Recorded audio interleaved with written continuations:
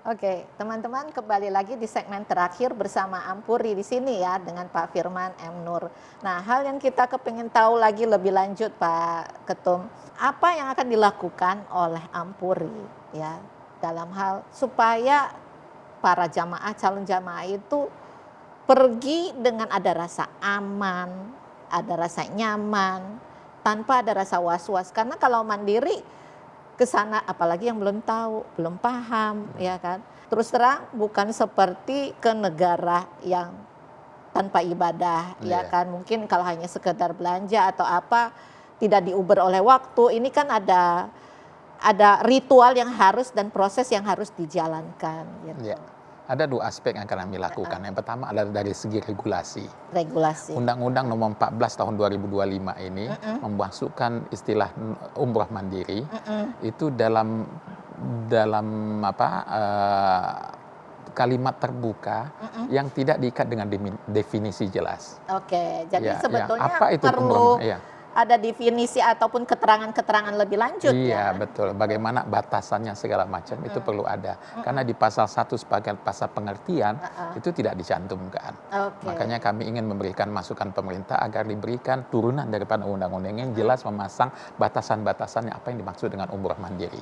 Bagaimana wewenangnya dan siapa yang melaksanakan, bagaimana pelaksanaan secara detail. Walaupun tadi salah satu persyaratan disebutnya punya layanan akomodasi dari penyedia layanan. Namun itu perlu didetailkan. Karena saat ini ketika jamaah mendengar, masyarakat mendengar umroh mandiri, artinya saya bisa jalan sendiri. Iya kan? Padahal di sana harus jelas channelingnya. Dan kita sudah terbukti, sudah tahu banyak kasus-kasus yang membuat kerugian masyarakat. Dan itu menjadi perhatian kita bersama tentunya. Nah, dalam kesempatan ini Amro akan memberikan masukan kepada pemerintah untuk konkret. Bagaimana definisi dan turunan pasal-pasal itu betul-betul memberikan perlindungan kepada jamaah untuk kepastian aspek kesempurnaan ibadah, aspek kenyamanan dalam menunaikan ibadah, dan aspek keselamatan, baik dari sebelum berangkat, selama perjalanan ibadah, dan pulang lagi ke Indonesia. Itu yang pertama. Yang kedua adalah kita tentu ingin mengajak semua penyelenggara, ya, PPU khususnya, untuk mulai membuka diri bahwasannya digitalisasi adalah sebuah keniscayaan saat ini. Iya, betul, betul. Itu nggak bisa kita hindari, Pak Ketua. Tapi dengan kayak begini, apa yang dilakukan oleh Ampuri? Karena kalau masing-masing itu ibaratnya harus membangun platform ataupun aplikasi, pasti kan biayanya kan jauh lebih mahal. Betul. Gitu.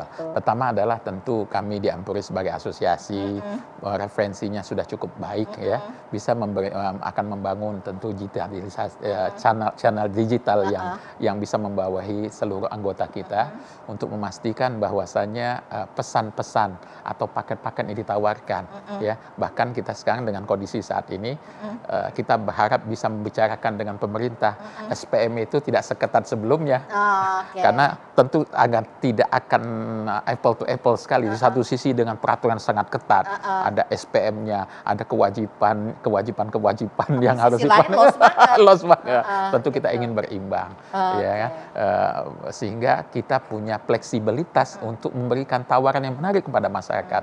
Kita ingin juga masyarakat mendapatkan pelayanan yang jauh lebih murah dari saat ini. Jadi bukan lagi minimal 23 juta itu ya? Iya, padahal kita kalau saat ini dengan kelola dengan style umroh mandiri, ya kan, yang segala sesuatunya bisa dihilangkan dari kewajiban harus. Tidak lagi bintang 3 ya Pak? Nggak apa-apa. Ini jauh naik bis. Iya, gitu. salah satu alternatif sekarang begitu. Karena di Saudi banyak hotel sudah menyiapkan transportasi, begitu. Dan itu kan sebuah pilihan. Yang kedua adalah tidak mesti semuanya prasmanan. Ya, makannya boleh nasi box atau bahkan tanpa harus ada pelayanan konsumsi. Ya, mereka boleh pergi beli sendiri, makan sendirilah gitu. Karena saat ini Bu Limi, sebetulnya banyak orang kalau berangkat ke satu destinasi, tujuannya adalah wisata kuliner juga. Jadi jangan sampai double cost, ya kan? Sudah dibajetin, disiapkan, tapi nggak makan karena mereka maunya ke yang lain, cari suasana baru dan sebagainya. Ya karena ini Pak, udah terbuka banyak tempat-tempat di Saudi, orang kepengen nyoba juga. Betul. Makan sambil malamnya ngeliatin pemandangan di bawah kota Madinah seperti apa, kayak gitu kali. Kafe-kafe, restoran-restoran dengan view yang terbaik di Mekah, segala bener, macam, Mekah, Madinah, itu sudah mulai ada. Nah, kita tentu ingin berbenah diri juga sebagai penyelenggara dan momen, ya. Tapi bagaimanapun kita berharap Kementerian Haji membuka diri juga untuk melakukan kajian-kajian tersebut, sehingga ada penyeimbang yang clear bahwa kami sebagai penyelenggara. Karena begini Bu Limi, sesungguhnya ada 4.000 PPU yang saat ini yang menjadi perhatian Kementerian Haji dan Umroh yang tentang kelangsungan usahanya. Nah, gimana? Kita bayangkan kalau 4.000 berkantor, bercabang, berapa ratus... Satu PPIU nggak usah jauh-jauh Pak, 10 orang aja udah 40.000. 40.000, belum cabang lain sebagainya, cabang, belum betul, jaringan. Dan betul. sesungguhnya umroh ini melalui PPU adalah ekonomi keumatan. Yang kita lihat bahwasanya yang beraktivitas dalam kegiatan ini adalah para kiai, para pesantren, lembaga Islam lain sebagainya. Yang sebetulnya concern utamanya bukan bisnis. Pembinaan umat sebetulnya concern utamanya. Betul. Dan kita ingin itu kembali kepada nilai itu sendiri. Jangan sampai semangat umroh mandiri menghilangkan tanda kutip makna ibadah itu.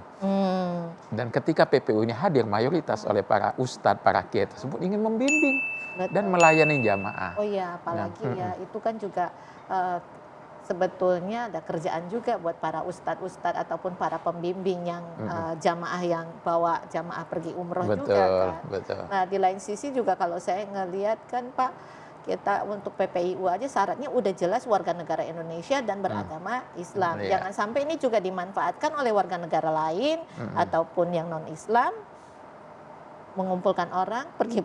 Iya, ini yang kami khawatirkan dengan kelonggarnya kalimat umroh mandiri. Hadirnya adalah korporat besar yang memonopoli dan mendominasi dengan istilah umroh mandiri berlaku tanpa langsung, ya kan, menyediakan layanan dan tentu itu harus diatur dengan ketat. Karena kita ingin bukan eksklusif sebetulnya, kita ingin terbuka, nggak ada masalah terbuka, dan kita siap untuk terbuka, namun kita harus memperhatikan. Dan yang menarik adalah Undang-Undang Nomor 14 Tahun 2025 ada amanat tentang membangun ekosistem haji dan umroh.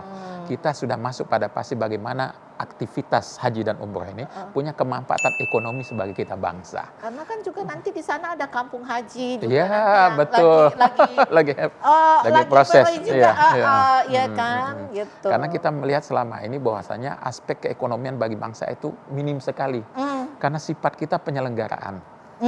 Nah, mohon kita harapkan dalam kesempatan ini kita juga memperhatikan itu di samping memastikan bahwasanya izin usaha 4.000 penyelenggara ini dengan ratusan ribu. Gimana bisa tetap eksis ini, tetap berlanjut, ini yang penting ya kan, Pak Ketum ya, gitu. Oke, terima kasih ya Pak Ketum. Sama-sama, terima kasih banyak. Terima kasih. Tentu saja harapannya nggak cuma hanya sekarang ini aja Pak, ada keberlanjutan edukasi dari Ampuri untuk umat ataupun baik itu jamaah ataupun calon jamaah, terutama buat seluruh masyarakat di Indonesia. Baik, kita siap. Dan juga menyongsong dengan hadirnya undang-undang baru ini, kita akan bicara banyak tentang haji. Iya, betul. Karena ada saat ini dengan undang-undang baru dan juga di Saudi ada perubahan yang cukup berbeda dari penyelenggaraan haji sebelum-sebelumnya. Kita berharap tentu kita ingin sukses di umroh dan sukses juga di haji. Amin. Dan Indonesia terus mendapatkan tambahan kuota untuk haji. Karena daftar tunggu yang panjang ini hanya bisa dikurangi dengan tambah banyaknya kuota. Benar. Kalau harus nunggu 20 tahun, 40 tahun, dengkul saya udah kayaknya udah nggak bisa jalan nanti Pak Ketum. Makanya mesti dapat cepat untuk hajinya. Oke, thank you teman-teman BBOH. Terima kasih banyak atas waktunya dan salam